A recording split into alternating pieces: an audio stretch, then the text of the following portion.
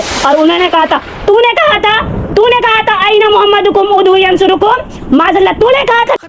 अस्सलामु अलैकुम वरहमतुल्लाहि वबरकातुहू। उम्मत मुस्लिमा, आओ आज मैं तुम्हें एक ऐसी दास्तां सुनाने जा रही हूँ। आज मैं एक ऐसे मर्द कलंदर के बारे में बताने जा रही हूँ। आज एक ऐसे मर्द मुजाहिद के बारे में बताने जा रही हूँ जिन्हें पूरी दुनिया फातिह बैतुल मुक़द्दस के नाम से जानती है और जिनका नाम है हजरत सलाहुद्दीन अय्यूबी रहमतुल्लाह अलैह। आज जितने भी आशिक रसूल होने का दावा कर रहे हैं, ऊपर से लेके नीचे तक जितने भी हैं, मैं उनसे खिताब कर रही हूँ। मदीने पाक जाना और बात है, हज करना और बात है, उम्रे करना और बात है, और 40वें का खत्म करके कहना कि मेरे बाप दादा भी बहुत बड़े आशिक रसूल थे। अरे वो तो थे आबा अजदाद तुम्हारे, तुम क्या हो? तुमने क्या नामों से रिसालत पे पहरा दिया है? तुमने क्या खत्म नबूवत पे पहरा दिया है? सुनो मैं तुम्हें क्या कह रही हूँ। बहुत कम नसीब वो जो करार तक न पहुँचे, बहुत कम नसीब वो जो करार तक न पहुँचे, दरे यार तक तो पहुँचे और दिले यार तक न पहुँचे। दिले यार तो ये है कि जो गुस्ताखे रसूल गुस्ताखी करे उसको उम्मत मुस्लिमा पे ये फर्ज बन जाता है कि उस गुस्ताखे रसूल को जेल की सलाखों के पीछे भेजा जाए। सही मायनों में एक सच्चा आशिक रसूल तो सलाहुद्दीन अय्यूबी है।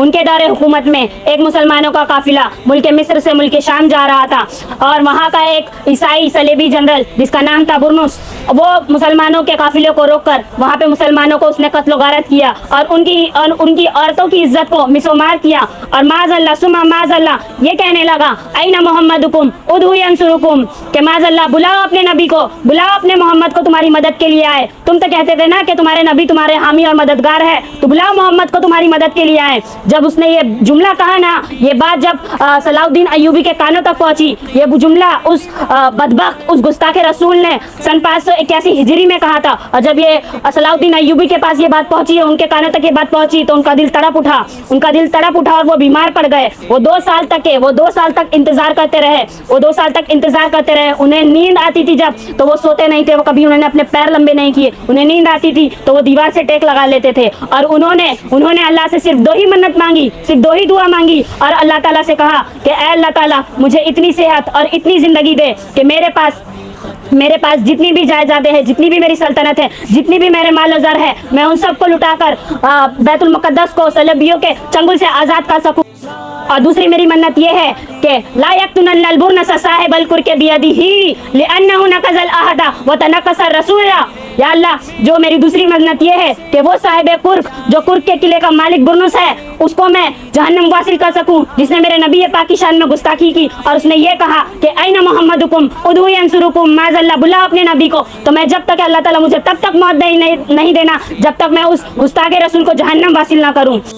और कुछ दिनों में ऐसा ही हुआ। अल्लाह ताला ने सलाहुद्दीन अय्यूबी को इज्जत बख्शी और बैतुल मुक़द्दस फतेह हो गया और जितने भी सलेबी जनरल थे उन सबको कैदी बनाकर लाया गया। और जब सारे कैदी लाइन से खड़े थे तो सलाहुद्दीन अय्यूबी ने कहा जाओ, मैंने तुम्हें माफ़ किया, एक करके सबको कहा कि तुम्हें माफ़ किया।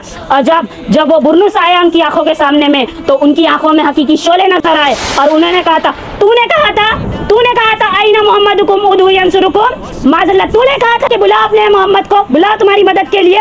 नाम अना नुबुव्वत रसूलुल्लाह फिल इंतिशार li उम्मतिही, कि देख हाँ, मुझे मोहम्मद अरबी सल्लल्लाहु अलैहि वसल्लम ने भेजा है, बता तेरा क्या काम है। और उसका क्या काम था? जब सलाहुद्दीन अय्यूबी ने ये कहा तो वो ऐसे थरता करने लगा था और फिर सलाहुद्दीन अय्यूबी ने अपनी शमशीर को बेनियान किया और उस गुस्ताखे रसूल को जहन्नम वासिल किया और अपने साथियों से कहा कि इसको लेकर जाके जितने भी सलेबी जनरल हैं उन सबको दिखाओ और बताओ कि मैंने तुम्हें इसलिए माफ किया कि तुमने मेरे आका के शान में गुस्ताखी नहीं की, और मैंने इसलिए इसको जहन्नम वासिल किया कि इसने मेरे आका और मौला के खिलाफ बातें की। तो आज जो लोग ये छोटी बात पे कहते हैं कि तुम इतने जज्बाती क्यों हो जाते हो, तुम इतने नामों से रिसालत पे इतना तुम बात क्यों करते हो? अगर आज के जो लोग जितने लोग गुस्ताखी कर रहे हैं, अगर ये जुमला सुन के कहेंगे कि आईना मोहम्मदुकुम उदू यंसुरुकुम, कि माज़अल्लाह कि बुलाओ अपने नबी को तुम्हारी मदद के लिए आए, तो तुम्हें तो ये गुस्ताखी भी नहीं नजर आएगी। इससे तो कहीं ज्यादा गुस्ताखियां होते जा रही है। वो रामगिरी पंडित, वो जो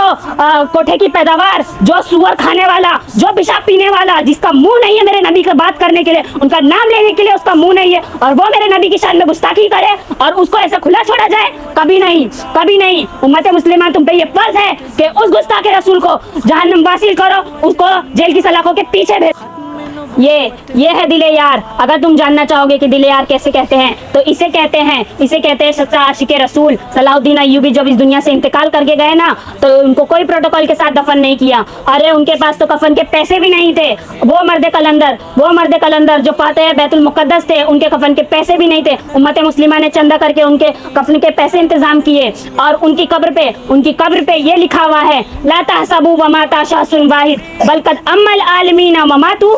ان کی قبر پہ یہ لکھا ہے کہ حاضری دینے والے یہ جملہ پڑھ کے جانا, جس دن صلاح الدین ایوبی اس دنیا سے گیا تو ایک بندہ نہیں مرا, پوری امت مسلمہ مر گئی تھی. تو یہ بات تم یاد رکھو. گستاخ رسول جو آج گستاخی کر رہے ہیں نا, تو تم اپنے دلوں میں جھانک کر دیکھو اور تم اپنے ایمان کا جائزہ لو کہ آج تو گستاخ رسول گستاخی کر رہے ہیں اور تم شانتی سے بیٹھے ہو, تم خاموش بیٹھے ہو, تم اپنی روزمرہ کی زندگی جیسے جینا ہے ویسے ہی جی رہے ہو, کھا رہے ہو, پی رہے ہو, اپنے کام پہ جا رہے ہو, اپنی ڈیوٹی پہ جا رہے ہو. تو میں کہہ رہی ہوں اپنے ایمان کا تم جنازہ پڑھ لو. اور جو عاشق رسول سچے ہیں, جن کے دل میں وہ تڑپ ہو رہی ہے اور وہ چاہتے ہیں کہ اس گستاخ رسول کو جیل کی سلاخوں کے پیچھے بھیجا جائے, تو میں ان میرے آقا کے ان غلاموں کو کہہ رہی ہوں کہ جو اس گستاخ رسول کو جہنم واصل کرے گا نا, تو یہ بات یاد رکھنا, رہتی دنیا تک تمہاری قبروں پہ فاتحہ پڑھ کے جایا جائے گا, اور رہتی دنیا تک تمہاری قبروں کو پھولوں سے بھر دیا جائے گا, اور رہتی دنیا تک لوگ تمہارا نام لیں گے. یہ بات یاد رکھو. اور آج جو مسلمان پریشان ہو رہے ہیں, جو لوگ سوچ رہے ہیں کہ آج کوئی ہماری مدد کے لیے نہیں آ رہا ہے, آج کوئی لیڈر ہمارے لیے کھڑا نہیں ہو رہا ہے, آج کوئی ہماری قیادت کے لیے آگے نہیں آ رہا ہے, تو سنو میں ان سے کہہ رہی ہوں. علامہ اقبال کیا فرماتے ہیں؟ علامہ اقبال فرماتے ہیں گنج ہے ہر دو عالم راہ کلید تیگ ایوبی و نگاہ با یزید. ایک جہان نہیں, دونوں جہان کے خزانے کی چابی مسلمانوں کے ہاتھ آ سکتی ہے, پر شرط یہ ہے کہ ایک صلاح الدین ایوبی کے جیسی تلوار ہو اور دوسری بایزید بستامی جیسی نگاہ ہو.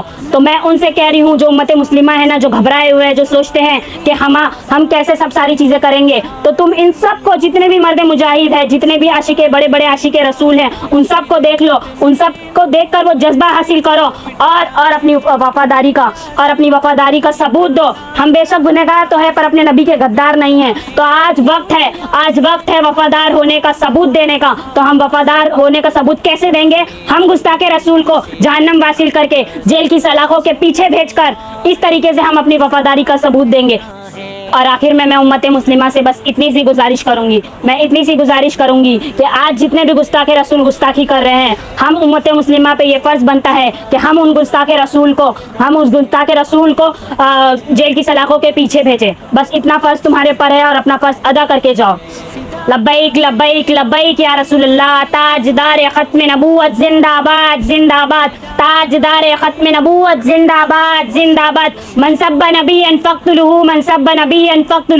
صلی اللہ علیہ وسلم. پلٹ کر وار کرتا